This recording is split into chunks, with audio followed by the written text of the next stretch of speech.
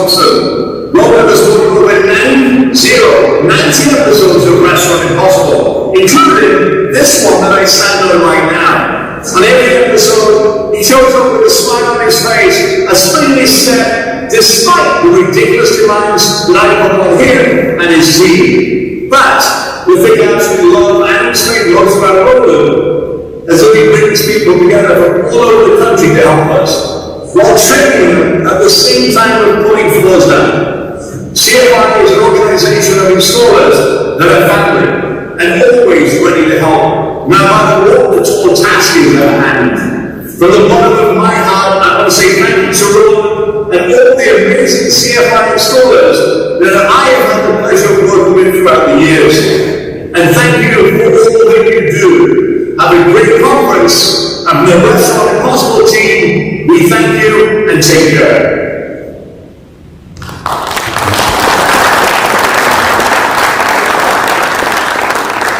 And I also want to personally thank every one of you guys that's helped me and made me look good on the show. Thank you. All right.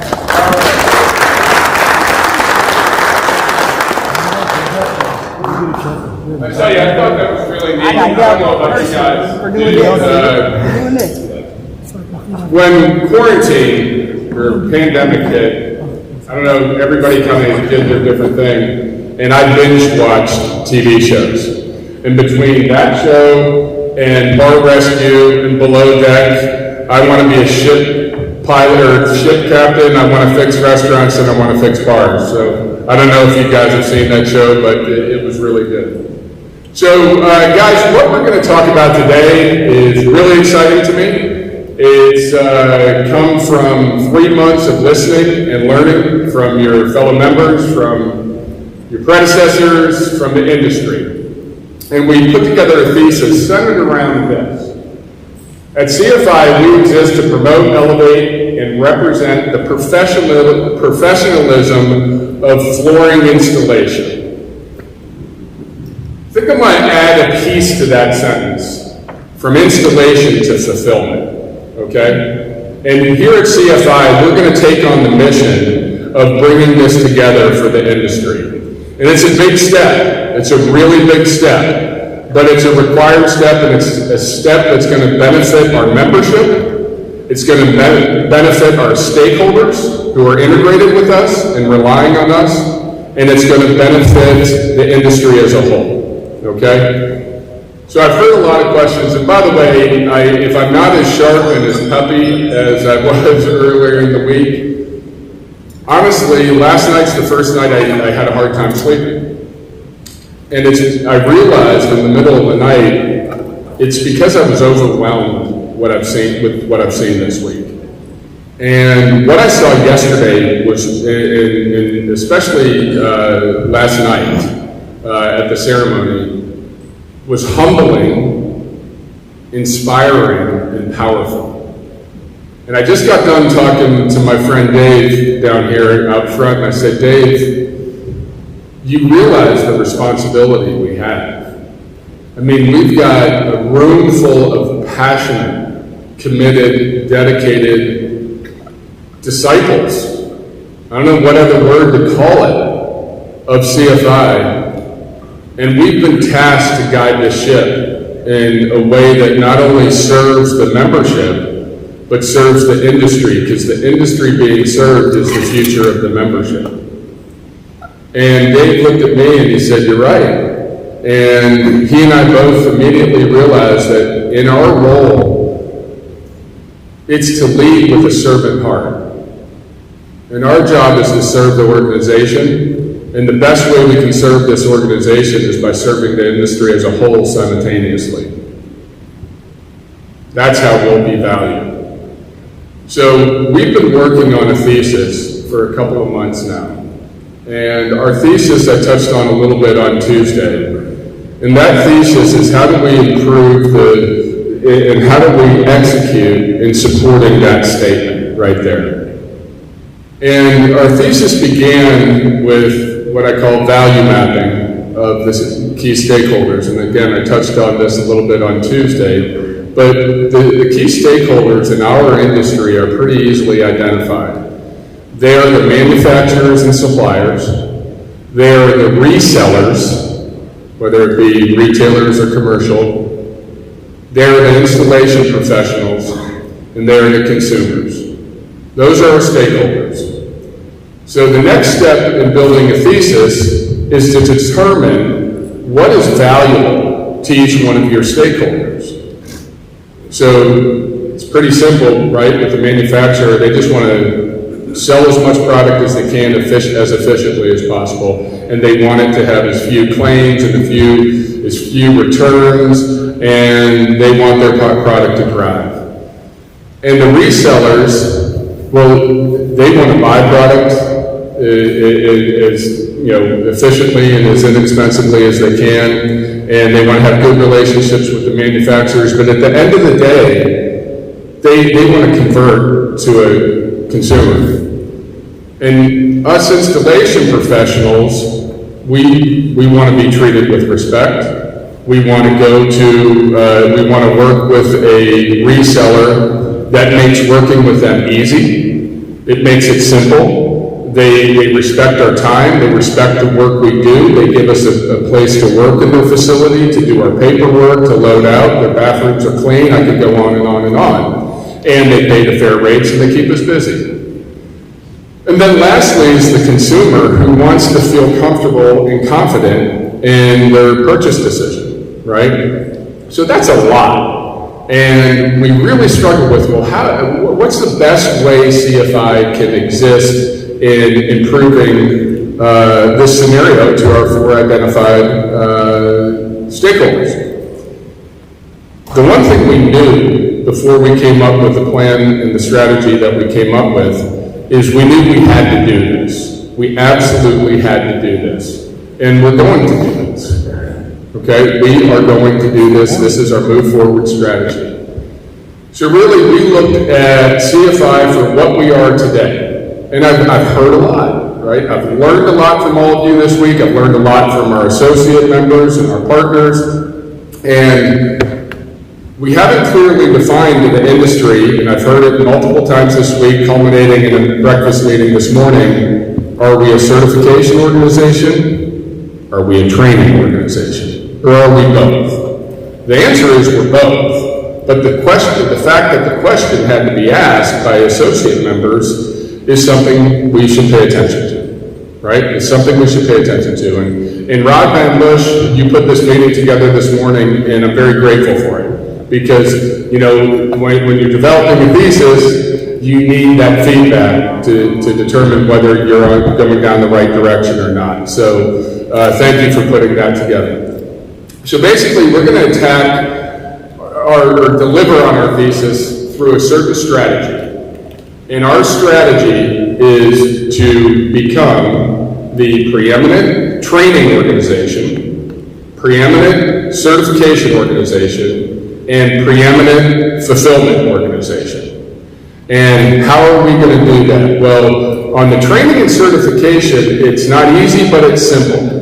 What we're going to do is put structure around what we already have, and this is going to be led by our friend Dave Gardner, and we're going to put structure around what we already have. But we're going to be, by putting structure around it, we'll be able to more clearly communicate it in a more powerful, focused manner to the community. Because the industry needs to know that we have training and we will be assisting people entering the industry. And then our certification is really elevation, right? Isn't that a natural progression? So what we're going to offer our stakeholders is a very simple process. We are going to take all the recruits that FCEF is bringing into the industry, and we're going to train them how to be flooring installers. We're going to bring them into our industry, and we're going to train these people, like all these great young people right in front of me today. We're going to teach them how to be flooring installers. And then the core and the heart and soul of CFI kicks in, and we offer certification. So training introduces people to the industry and gives them a start, and it allows them to participate. What certification does And this is what we have to promote, and this is what we have to structure, and this is what we have to live by. Certification is the confirmation of a career path, right? So these new people come in, they get their training so they can get started, but they see within our space that we offer certification. So if this new trainee, after a year or two, is out in the marketplace and falls in love with our industry, they see a clear path to invest in themselves through education and certification to put them further and higher in the career, which, if I'm not mistaken, is exactly what Jim and Jane Walker wanted to do 30 years ago, right? This is the validation of what CFI was built on, which is giving installation professionals an opportunity and a path for them to advance their careers and to take better care of their families and to live a better life. So CFI is going to continue to do that. So our first one is training. Our second one is certification. And the third one's the game changer. It's connectivity, okay? Because we need to tell our members, new or existing, we're going to figure out a place to connect you to do work. And we are introducing today the CFI Certified Fulfillment Center. What is the CFI Certified Fulfillment Center? I've heard from the very first day of this convention from everybody, from all different aspects and communities in this group, whether it was associate members, whether it was distributors, manufacturers, or actual retailers, or CFI install members. One of the things we're missing in the industry is the connectivity between the retailer and the installer, right? We heard it yesterday, loud and clear at the panel discussion. We are missing that connectivity. CFI is obligated to do it for the industry, to do it for our membership. So in fulfilling our thesis, we came up with a strategy to develop the CFI Certified Fulfillment Center. What is the CFI Certified Fulfillment Center? You know, I've used this analogy 100 times. I'm going to do it again. Sometimes analogies help you visualize it. You know, I look, and there's enough people in this room who are old enough to remember, like I am, when we were kids, nobody in their right mind took their car to get serviced at a dealership, right? It just didn't happen. You went to, Mike the mechanic, Jack's Auto Body, never ever went to a dealership. Well, the folks in Detroit who sold that Chevy said, wait a minute, I just sold the Chevy to Chris, and in the next 6 years, Chris is going to have to get his oil changed, he's going to get his brakes redone, he may need a tune-up, may need some new spark plugs, and that money is going to Mike the mechanic. And I put all this time and effort to sell Chris. Okay? Second thing they realized, in 7 years when Chris needs a car again, I've had no connection with Chris. How do I know he's coming back? So they said, how do we keep our customer? What did they come up with? Service. Well, my overhead's too high to compete with Mike the mechanic. How am I going to convince Chris not to go to Mike the mechanic and come to my shop? And they came up with, if you remember, the older folks, we all remember when it happened, they came up with Mr. Goodwrench, right? You guys, the older folks, you remember when Mr. Goodwrench came out? And it was a really simple philosophy. All they did was determine what high quality service is, and they branded it. And then they monitored it, and then they insured it.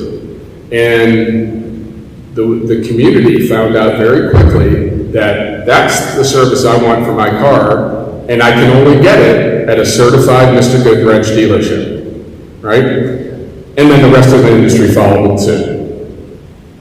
Fast forward 20 years later, to the younger people in the crowd understand this analogy. About 20 years ago, leasing a car became popular. Leasing wasn't a big deal in the 70s and 80s. It wasn't. It really didn't become popular into the 90s. And people wanted to lease because it allowed them to get a car they couldn't afford, right? And it was great. Car dealers and manufacturers loved it because it was moving higher-end goods, and it was getting cars in the hands of people that didn't have the money to buy them, but they could afford a lease. Not necessarily healthy for an individual's credit, but it was a way to move vehicles. And they started leasing these cars for 2 years, 3 years, or 4 years. So what happens after 2 years, 3 years, or 4 years? Those cars come back. And 80, 90, 70% of them go back to the dealership. But 20 or 30% of them go to auction. So now, where I live in Atlanta, Georgia, but every city has this same thing. You have the auto mine, right, where all the dealerships are. And Jen's shopping for a new Mercedes, okay? Jay didn't look happy about that. But Jen's shopping for a new Mercedes. And in Atlanta, on Cobb Parkway, there's the Mercedes-Benz of Marietta.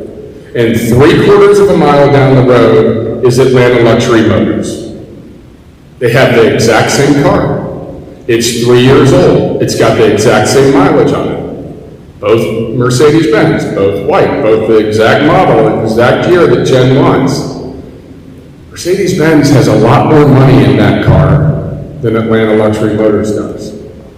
How do they move it when the car's $10,000 less, 3/4 of a mile down the road? This same car, certified pre-owned, right?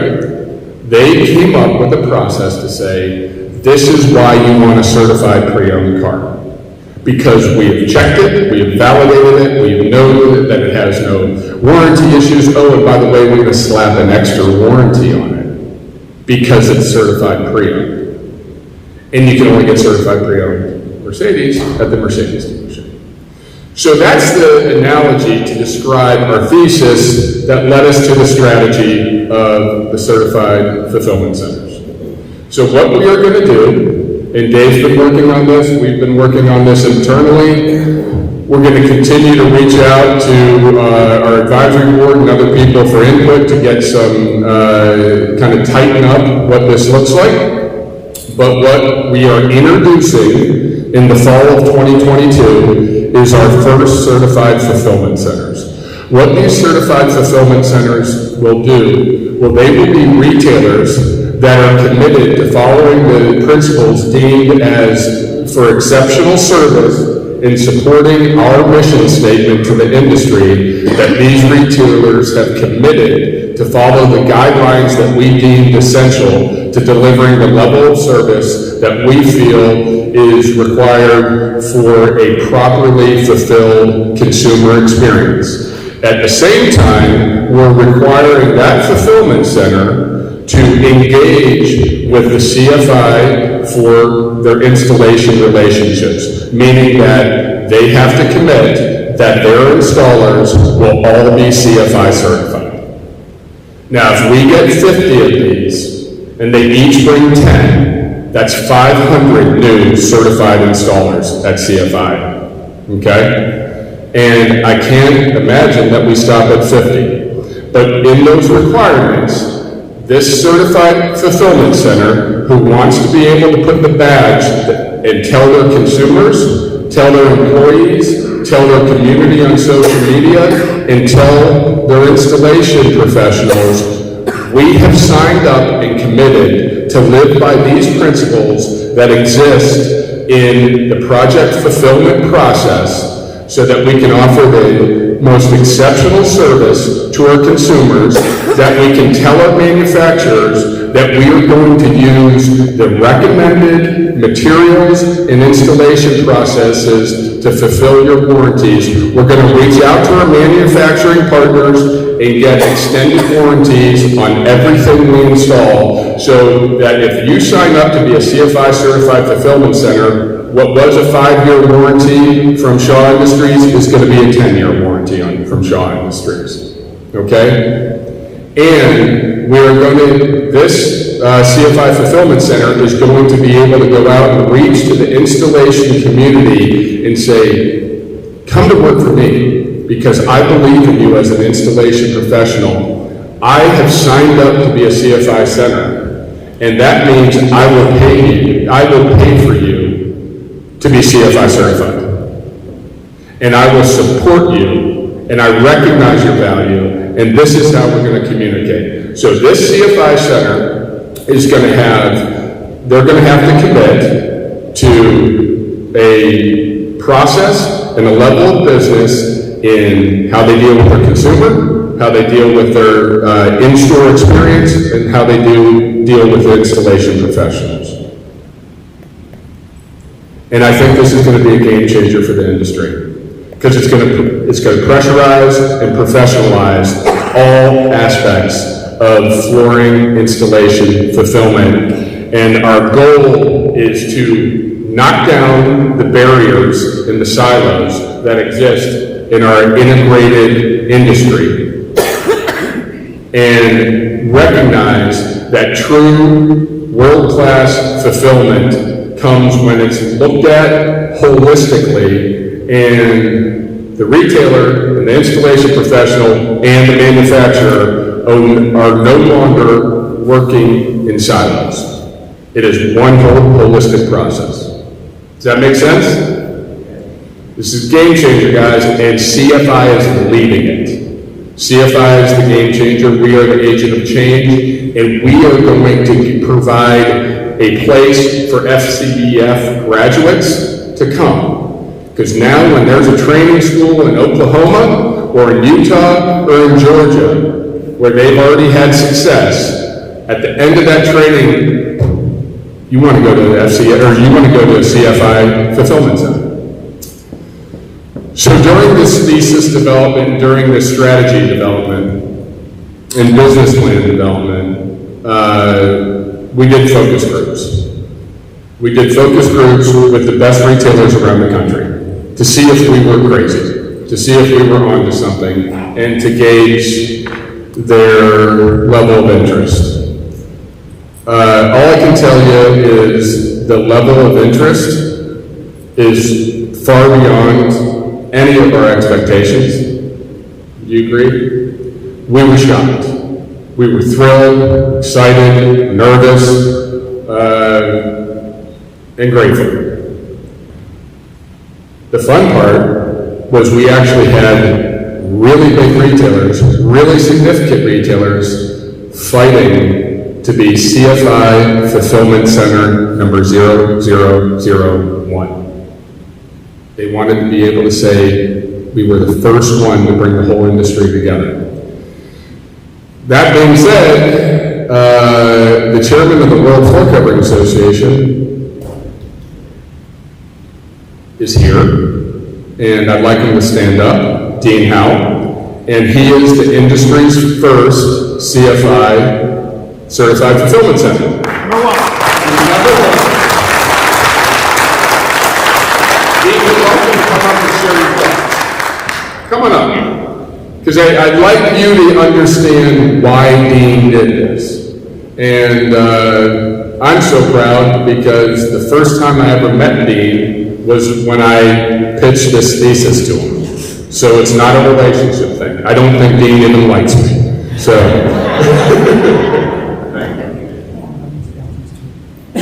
Prepared comments. I'm just excited to do this. I think being here for the last 2 days, it's more than ever, I think this is the right thing to do. What the missing piece here is a lack of dealer engagement. And I think this gives them a reason, to get engaged, you gotta have a reason to do it. And I think this exactly does that.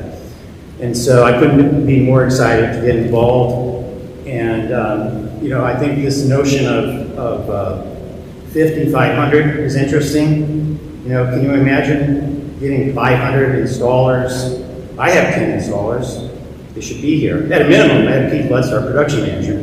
Imagine if we had the production manager of all these dealers coming to this meeting. And so, rising tide, baby, let's do this. Okay? Thank you. Thank you.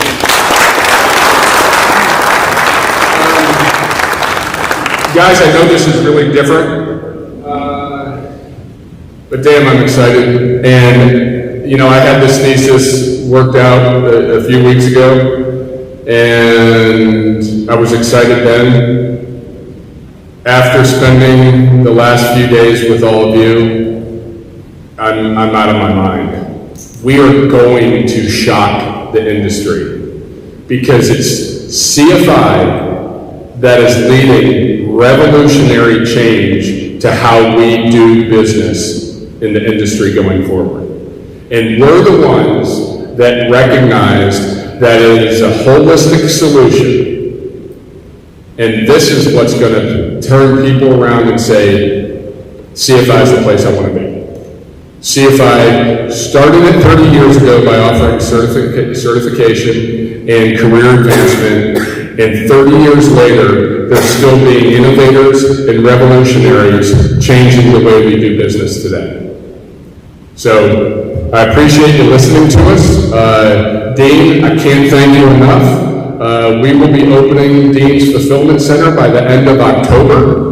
So everyone here has a stake in this. So I'm sure you're all welcome to go to MODA in Atlanta and check it out when you're there. And we're going to have Dave certifying people and certifying all his teams. But the one thing we know is we're going to have about 12 new CFI installers in about 3 months, which is really, really exciting. I will tell you this. We have dealers in New England, the Southeast, Arizona, and California who heard about the focus groups and who have contacted me saying, when am I going to be a certified fulfillment center? We need this, we need it now. I need to be able to tell my community why I'm different, why I need something to advertise. And you think about it from the retailer's perspective, the only point of differentiation in a retailer is the level of service they provide. Now we are giving an opportunity for that retailer to brand it in a way that can communicate logically to his or her community. So that's it. We're really excited. I would love to hear any comments, questions, thoughts, anything you want.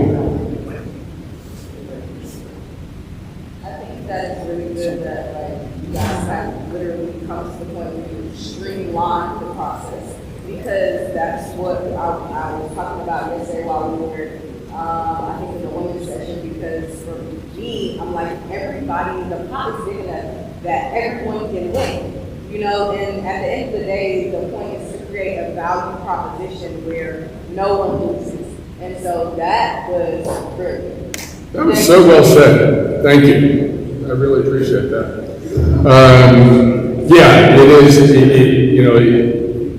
it's so nice to hear somebody new to the industry see it so clearly. Remember what I said on Tuesday, and a few of you have heard me say since then, it's illogical, isn't it, that we work separately when the ultimate goal can't be fulfilled alone? Can't, right? We have to work together, so why wouldn't we build a model where we are one? And we all sign up, right? I've heard so many people this week say the biggest issue between retailers and installers is they don't agree on how they're going to treat each other. And they don't agree on how they communicate with each other. Or they don't, Elena, you said it really well on the panel the other day, if you just tell me what I'm walking into, I know what to do on my job, right? So if both sides agree to rules of engagement, if you, for lack of a term, but you sign up front, and Dean can go to the installation community and say, this is how we operate. CFI is certified. This is how we operate. And we can go to the mills and say, this is how we operate. And we can go to the install community and say, this is how we operate. So I'm excited to see what happens, right? No, and I've never seen this room more quiet. Somebody's got to have a comment. Doesn't have to be positive, doesn't have to be negative, doesn't have to be earth-shattering. I'd love feedback. What about the commercial side of business? Commercial side of business? We're going to, same concept, right? Dean, you're what, about 50? We're mostly residential. So 80% residential, 20% commercial, same concept. right? We'll have to follow the CFI fulfillment center model. Yes, sir. What is the size of the fulfillment center? Kelly's talking. The entire business plan or just that statement? So what you're going to have is you're going to have a digital copy and you're going to have a marketing kit that because we're counting on you and your community to go in and say, hey, you know what, you've heard me talk about CFI for the last 25 years.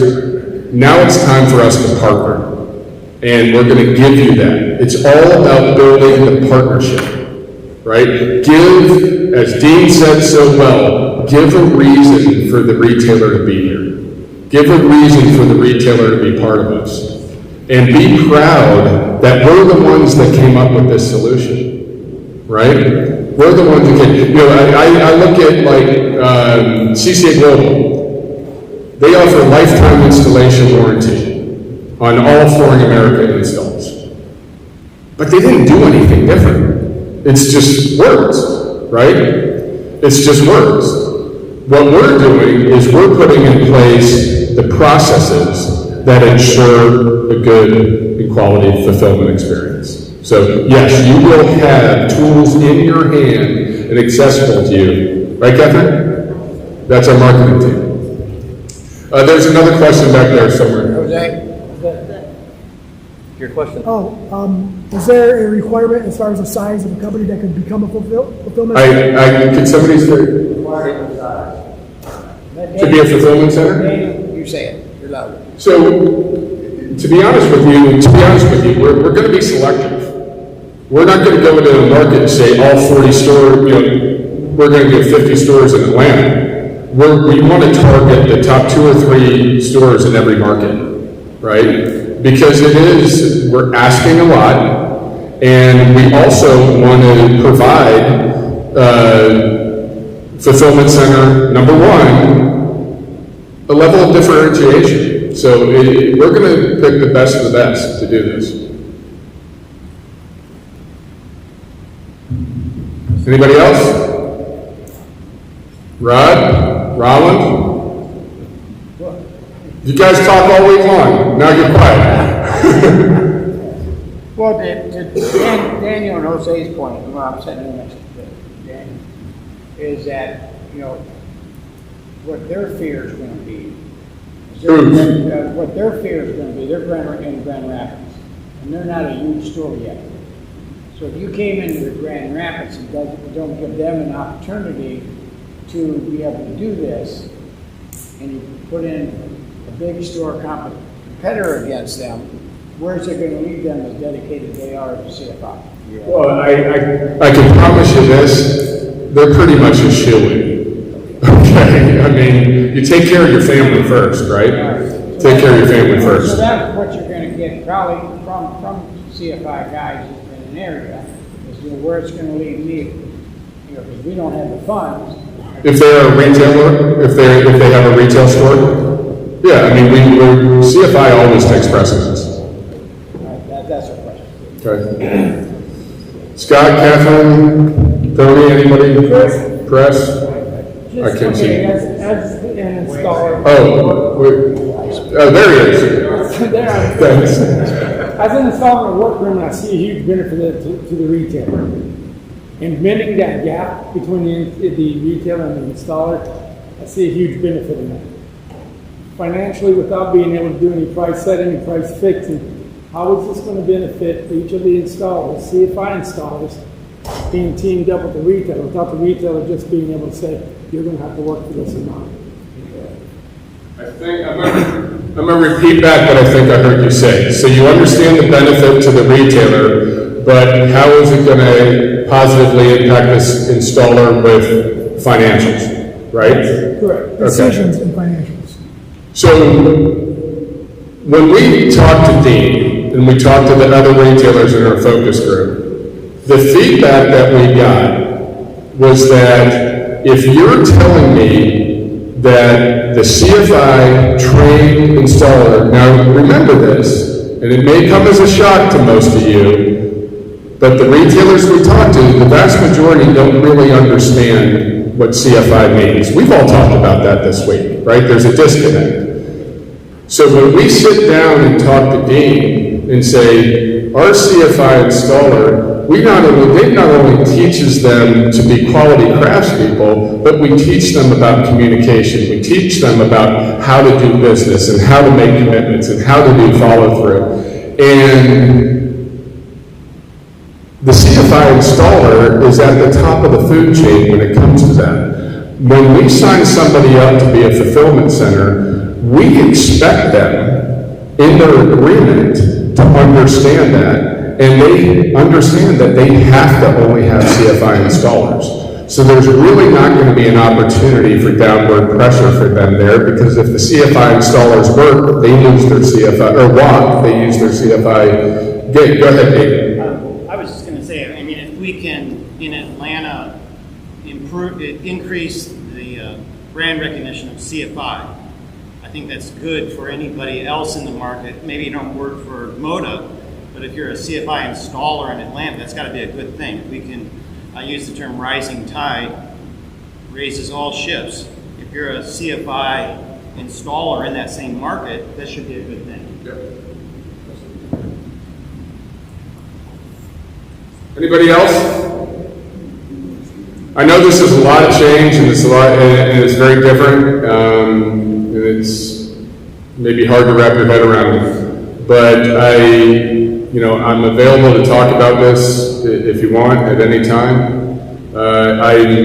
Yes, sir. What about marketing to consumers in order to really want CFI installers? Yeah, so that is part of the plan, right? Because, one of the things, those of you who were unlucky enough to listen to me go on and on our first night here about my philosophy on marketing in the industry,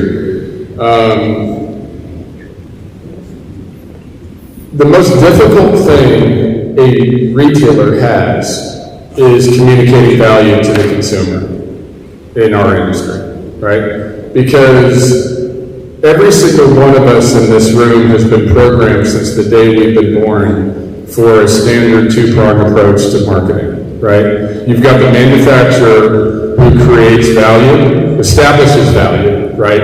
And establishes demand. And then you've got the reseller who tells you the action item of where to buy it and what to pay for it. We're one of the only consumer brands in our economy that doesn't do that, right? I mean, if you just to think about it for a second, you have never seen an ad, I promise you've never seen an ad for Coca-Cola where Coca-Cola tells you where to buy it and how much to pay. Those ads don't exist. Coca-Cola tells you why you want it and that you should buy it, but your grocery store tells you where to buy it and what to pay. Think about big ticket items. Your Maytag appliances. We all know the Maytag repairman, right? Maytag tells you exactly what appliance you want to buy, how it's going to change your life, how your kids will like you more because they can see their juice through the glass door.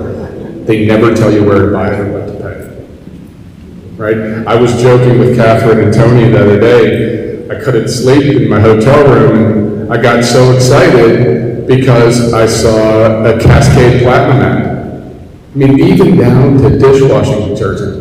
Cascade Platinum got me so excited about Cascade Platinum. And then the ad ends. Doesn't tell me where I can get it, doesn't tell me what I should pay for it. But they establish value in my mind. In the flooring industry, we don't do that. So all Dean and other retailers are left with really is advertising price. Prime example is Empire Today. They've been 50% off for 30 years. Right? Because that's the only call to action the industry knows. So what we're providing, and we think people like Dean see value in, he obviously does because he signed up, and so have all the others have signed up, who want to sign up. They see something they can advertise as a point of differentiation and value creation, right? So we are building a full-blown POP marketing kit that he could be able to put into his program to communicate with his customer why Moda Floors is different from the floor store down the street. Anything else? Yes, sir. I think it's a great concept. What you're coming up with is Mr. Goodrich in the flooring industry. I just have a question.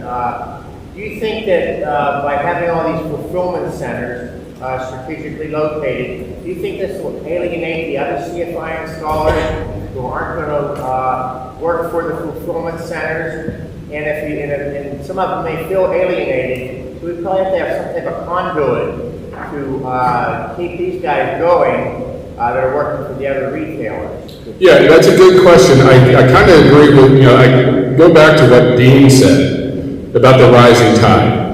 So let's say Dean's market is in Atlanta. Right now we're going to have probably just 2 in Atlanta, because the other guy in Atlanta is really big too. And he's knocking on our door and begging, and he's kind of ticked off because he wanted to be 001, and I gave it to Dean. So he's going to be 002 forever, and that bothers him.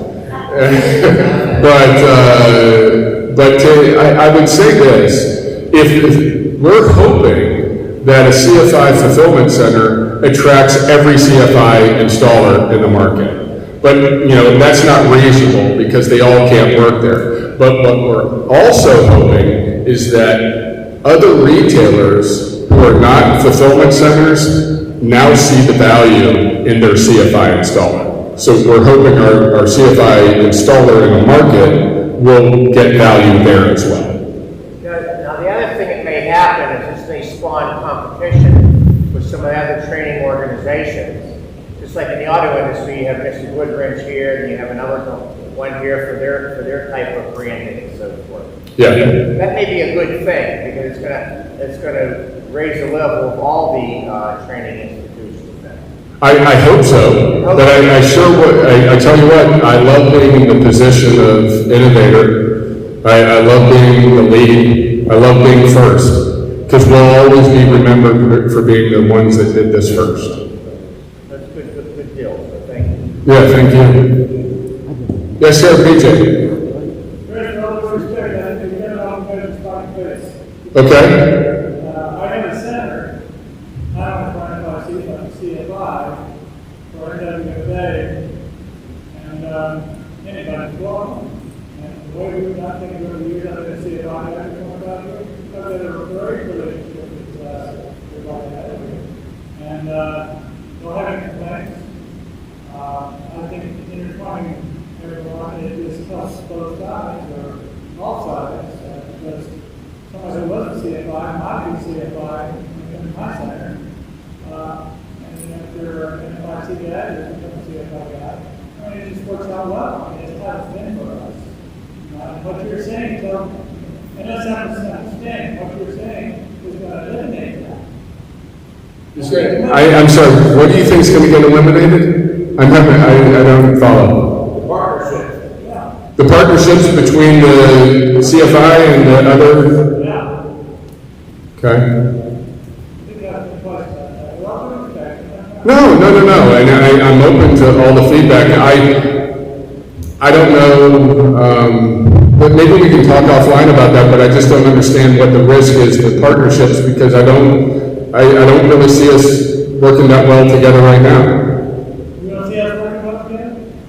Not really. Yeah, I mean, I could be completely wrong. I don't know. Yeah, but I also don't think that it would alienate one, because I think they should want to be part. Maybe PJ, the answer is, and I'm really glad you brought this up, and I'd love to hear feedback, because you represent another organization. Maybe we pull those organizations in to make them affiliated with the CFI Fulfillment Center. That's a really good idea. Thank you. Yeah, that's yeah.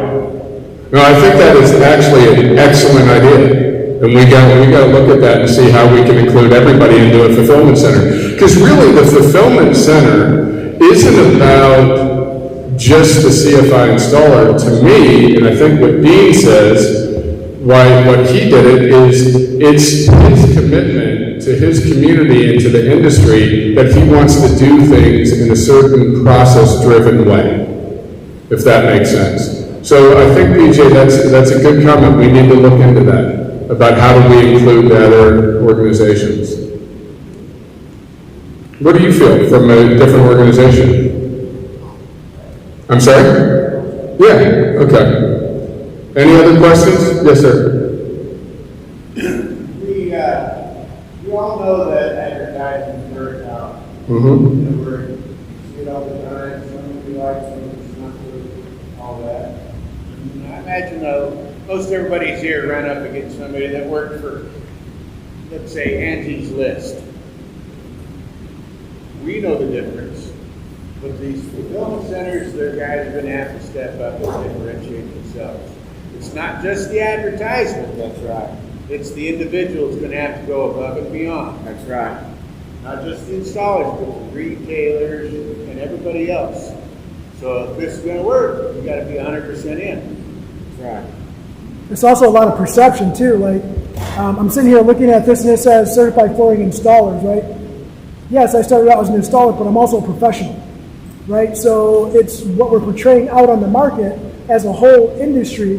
Like installer, that's a good name 20 years ago, right? That's a good label 20 years ago, but I'm also a professional in what I do.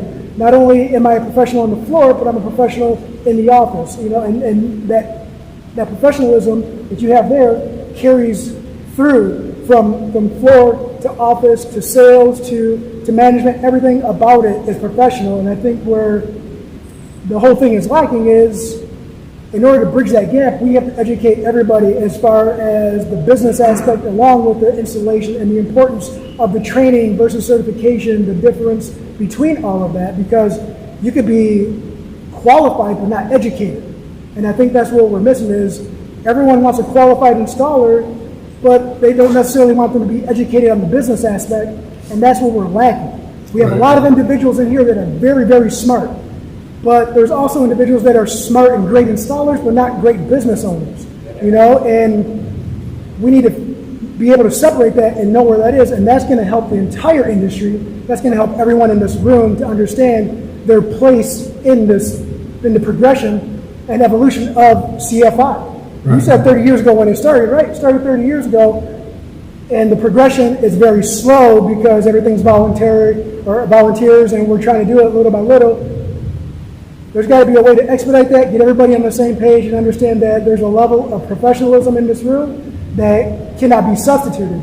And in order to, I don't want to say set pace, but in order to lead the pack, you've got to lead it with terminology. It's huge. That's perception. You know what I mean? And if we can't figure out the way to systematically input that terminology so that way it resonates with the consumers, with the retail stores, with other installation outfits, then we're not doing ourselves any justice for the long term. And that's why we're not attracting the newer generations right now. That's why we're having a hard time. Terminology.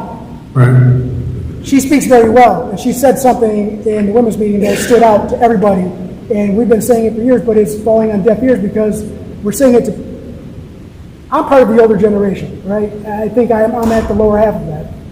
But she said, we're not lazy, we're just efficient. There's a way to work around things that hit to the same point that we're getting to, except for we're doing it the hard way. Let's stop doing it the hard way. Let's start using the systems we have in place and using the people. You're in a room full of people that are smarter than you. Use their information, gain from it, piggyback, push back. We'll get to the next level. We just have to be able to push each other back and lift, elevate. I mean, that's the whole premise of this event is to elevate. Absolutely. Well, thank you for that. Anybody else? Okay, John, what do we have next? Okay, Dave, you got it? All right, thank you, everybody.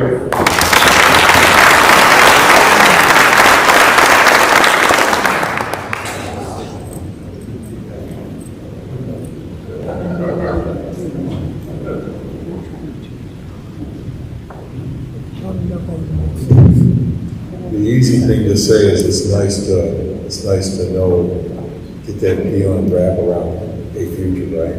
That's real nice. Thank you, Chris. Yeah, thank you very much. A friend of mine once told me, a real close friend of mine once told me that an eagle can't soar if he's surrounded by turkeys. All right, so we keep each other, let's lift each other up, and you know what? Let's create some eagles from those turkeys, right? Not to say that people are turkeys. Okay. We're fortunate today. We have one last speaker. How often is it that we at CFI get visited by those guys that are like way up here at the mills? Right, and then I remember one time I tried to get an audience with the governor of my state, sent her a lot of letters, and I got one in return. As it turned out, it was a restraining order. But I didn't want to do that to us with the mills, but we actually get to get visited by somebody from a mill who is a decision maker. His name is Tom Henderson from Target Hospitality Team. He's a senior vice president of strategic accounts. Well, we hope to be part of that strategy, right, guys? So I want to ask him to come on up here and share a few words of wisdom with us, because we can't miss this opportunity, guys. We just can't miss this opportunity. So, Tom, would you like to come up and share with us?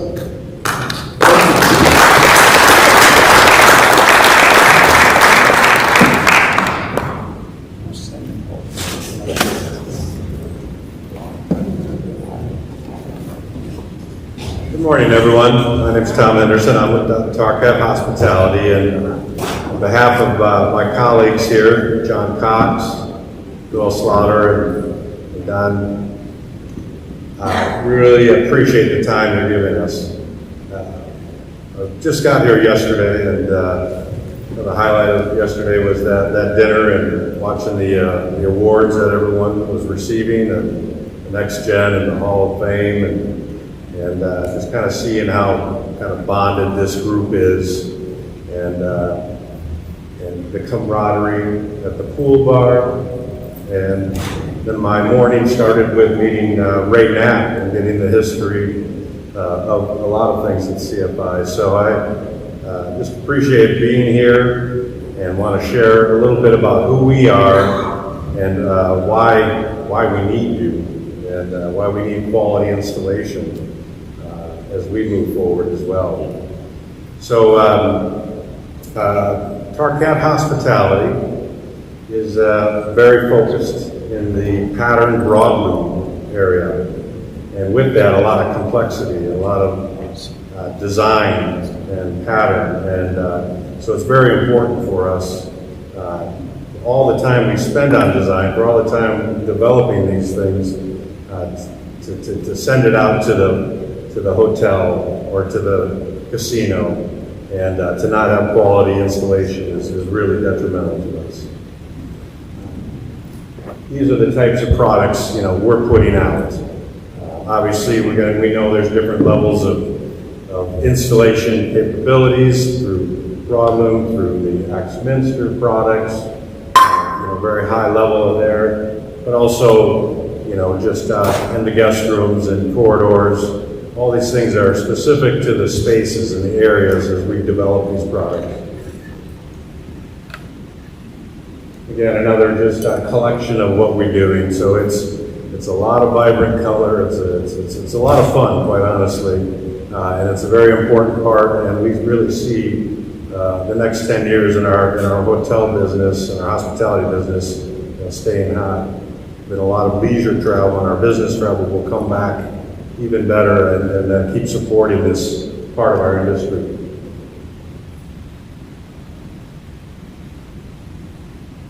Of course, we also, beyond soft surface, have quite a portfolio of products. And Don is very involved with our resilient side of the market. It's a very important part of us. We obviously have other composition tiles and sports flooring, all the accessories and the wall bases, all really an important package of how we go to market as well. And with that, bringing in that installation expertise is very important to us. And again, just some other hard surface shots to kind of give you an idea of what we are pushing for out there in the market. So we are part of Tarcat. Tarcat Hospitality is headquartered in Dalton, Georgia.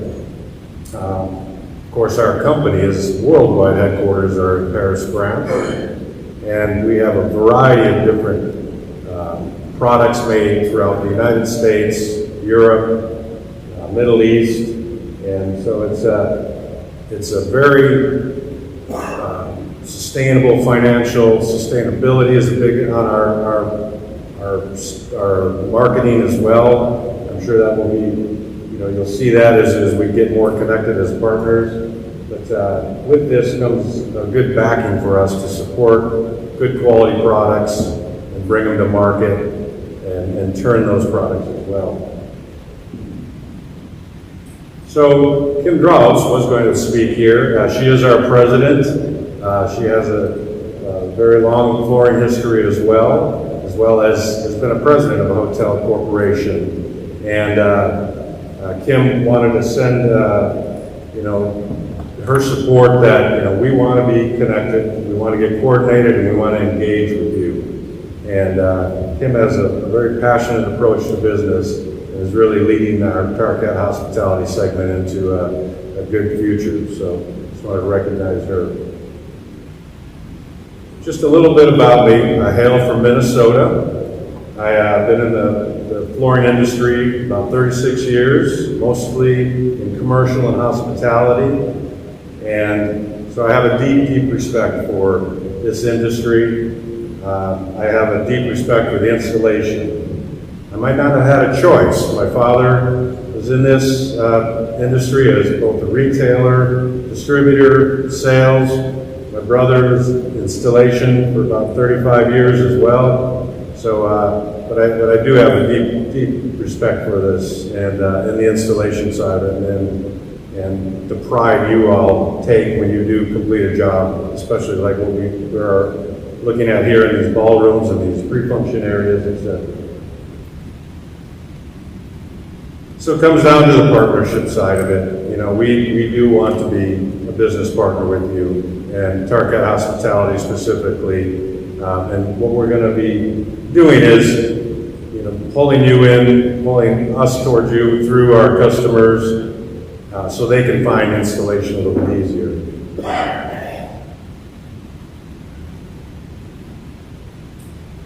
So we understand the different scales of where we're at with installation, and we're here, kind of putting through what we do from a hospitality standpoint with ballrooms and corridors and lobbies, kind of where those meet up with the different certifications, and try to guide our customers to get the right installation and processes that need to occur to get the carpet in.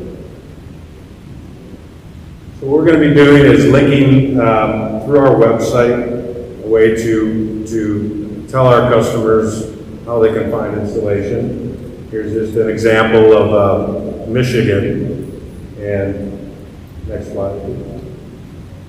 And how they can go about finding, what they need, who they can talk to, who they can reach out to. I don't know if any of these folks are here from Michigan this week, but gives us, and again, working with CFI, kind of support how we look at our products and add to, certifying and giving the information back. And the last one. And then building a partnership. So again, I'm glad to join this conference this week. I had not been here before, and just in this short period of time, I really appreciate the people I've met: Dave, John, Catherine, Scott, Chris. I haven't met you yet. Jim, I met you back in the middle '90s, I think it was, and. So thank you very much, and we look forward to our partnership going forward.